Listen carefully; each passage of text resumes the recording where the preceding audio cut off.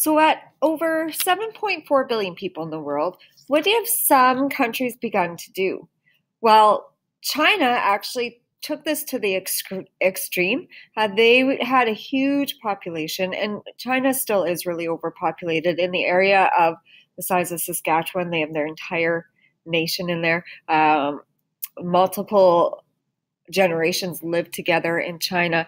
China went to something called the one child policy to help slow down their population growth. So the one child policy outlines about 9 things, and you can just click on the link that I have hyperlinked.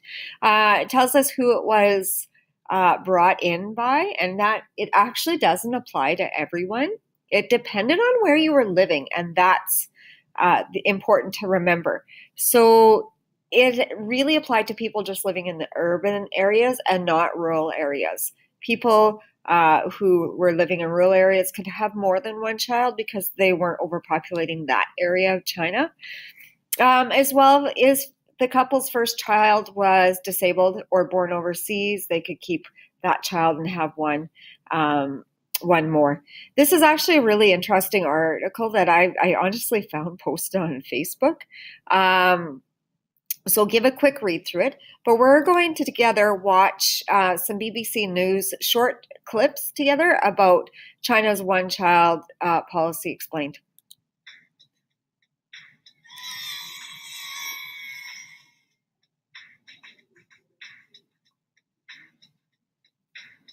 What's happened today is that the Chinese Communist Party has announced that Chinese couples, wherever they live, countryside, cities, whatever ethnic background they're from, Han Chinese or Tibetan or Uyghur, whatever, they can have 2 children. And that is a huge change.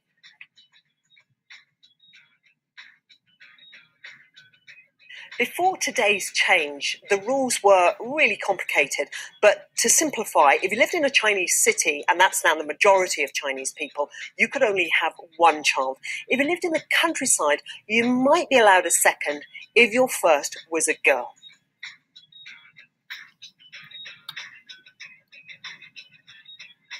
The reason for the change is the Chinese government's increasingly concerned about having an aging population. It's afraid that China is going to get old before it gets rich, and that may mean that it never gets rich at all. So it wants to encourage people to have children. It's hard to say whether it'll work because increasingly Chinese families find having children extremely expensive. They invest a lot of time and a lot of money in their offspring, and it's a very competitive school system and competitive labour market. So a lot of middle-class aspirational parents look at this change and may say, I can't afford a second child anyway. So I find that pretty interesting, actually. Going back to why this was first brought in. In the 1970s, the average Chinese woman had about 6 children. So their population grew really fast. So think about how many children are in your family. Most of us have either 1 or 2 siblings, maybe 3 more siblings. There's some students that we have here that are from quite a large family, and there's lots of one-child families. I'm an only child myself. Since 1979, China has used a system of rewards and punishments to enforce a one-child limit to slow that population down. So you would be fined. Now, why did Chinese not want girls? When you look back at adoptions, if you think of anybody that you know has adopted an Asian child, it's more likely a girl than a boy. Why would that be? If you said because you thought that they would want to carry on the family name and the boys would be the breadwinners, you're correct. That's exactly what they wanted. But now China has this population that is really heavily male, and they need to be able to reproduce to keep their population growing. So in 2005, there was actually 32 million more males than females in China under the age of 20. What do you think of that? I think it's pretty interesting. There's one more video that I wanted to watch. We'll just watch it now because it's interesting. What has happened now is China ended that, and now they can have 2 children. So let's watch. The children of China may now get brothers and sisters. For 40 years, the law was 1 child only, but that now changes.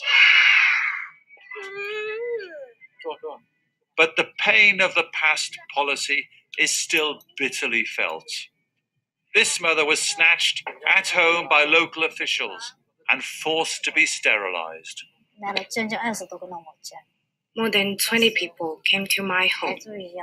They dragged me like I was a pig.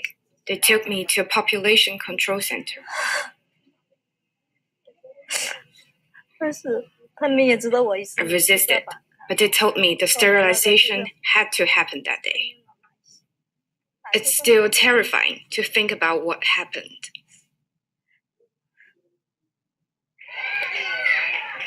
Her daughter goes to the Jin kindergarten. But this is not the true face of China. It's actually an aging country, and it needs more young people to become breadwinners in future. What's really changed is the economics of children. Under the high tide of Maoism, these were mouths to feed in hungry times. They were a drain on the economy. Now that the Chinese economy is growing so fast, they are the workers of the future, an asset. I believe the impact is quite limited. But some experts say the change won't boost new births enough. Currently, China has 16 to 17 million newborns each year.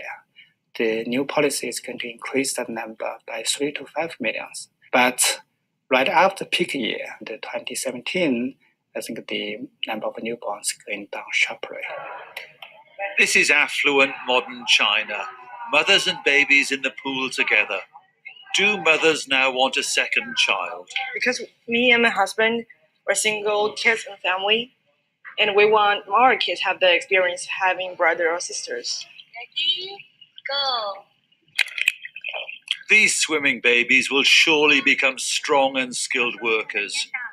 But 40 years of restraint on family size could now drag down China's economy.